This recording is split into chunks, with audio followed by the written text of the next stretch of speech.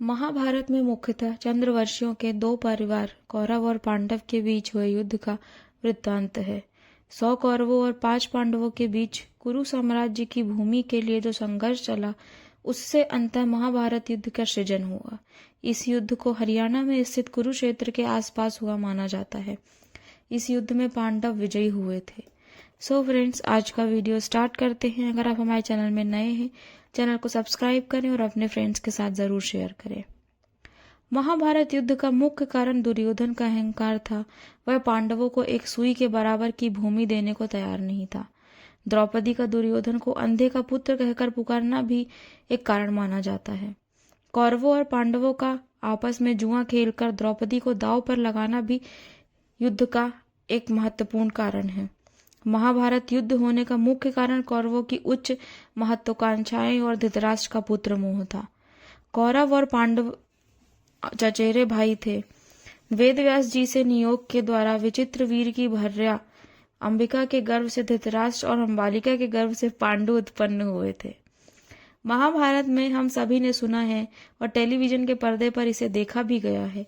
रोचकता से भरपूर इस कथा के बारे में जानने की जिज्ञासा अभी भी लोगों में है। इस विश्व युद्ध में न केवल भारतवर्ष के राजाओं ने भाग लिया था, बल्कि अन्य देशों के कई राजाओं ने इसमें हिस्सा लिया था। महाभारत के स्त्री पर्व के एक प्रसंग में धृतराष्ट्र युधिष्ठिर से युद्ध में मारे गए योद्धाओं की संख्या पूछते हैं, तो धृतराष्ट्र के इस सवाल का जवाब देते हुए युधिष्ठिर बोलते हैं कि इस युद्ध में कुल 1,66,20,000 वीर मारे गए हैं। इसके अलावा 24,165 वीरों का कोई भी पता नहीं है। इस युद्ध में क्षत्रिय धर्म निभाते हुए जो भी मारे गए हैं वह ब्रह्मलोक गए हैं। जो भागते हुए मरे हैं वो यक्षलोक में गए हैं। जो वीर ईमानदारी से लड़ते हुए मारे गए हैं वह अन्य पुण्य लोकों में गए हैं। महाभारत युद्ध में करीब 1.25 करोड़ योद्धा सैनिक वीर गति को प्राप्त हुए थे। इनमें करीब 70 लाख कौरव पक्ष से थे, तो 44 लाख लोग पांडव सेना से मारे गए थे। महाभारत युद्ध को लेकर कहा जाता है कि यहाँ इतना खून बहा है कि अब तक वहां की मिट्टी लाल है।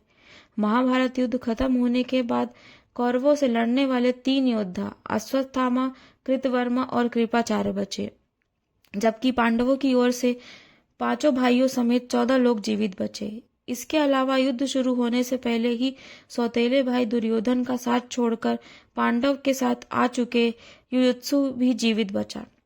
महाभारत के बाद विधवा हुई औरतों का क्या हुआ?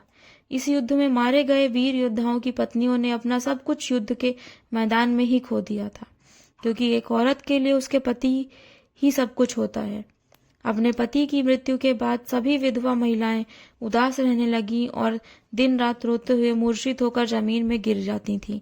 यह सब चलता ही रहा और जब महाभारत का युद्ध खत्म हुआ तब महर्षि वेदव्यास ने कहा कि जो भी स्त्री अपने पति के साथ उनके लोक जाना चाहती है वे पवित्र गंगा जल में जीवन त्याग कर जा सकती है। इस पर विधवा स्त्रियों ने गंगा जल में डुबकी लगाई और मोक्ष पाकर दूसरे लोक चली गई। महाभारत युद्ध के बाद कौरव की पत्नियों का क्या हुआ? पौराणिक कथा के मुताबिक महाभारत के युद्ध के बाद कौरव की पत्नियां वन में अपने जीवन का यापन करने लगी। फिर उन्होंने वन में रहते हुए ही वहीं अपने प्राण त्याग दिए। इसके साथ ही एक पौराणिक कथा के अनुसार दुर्योधन की मौत के बाद उसकी पत्नी भानुमति का विवाह अर्जुन से हो गया था। सो गाइस, आज की स्टोरी में इतना ही। Do like, share and subscribe this channel. और अगर कोई सजेशन है तो बिल्कुल आप कमेंट्स में दे सकते हैं। जल्द मिलेंगे न्यू वीडियो के साथ।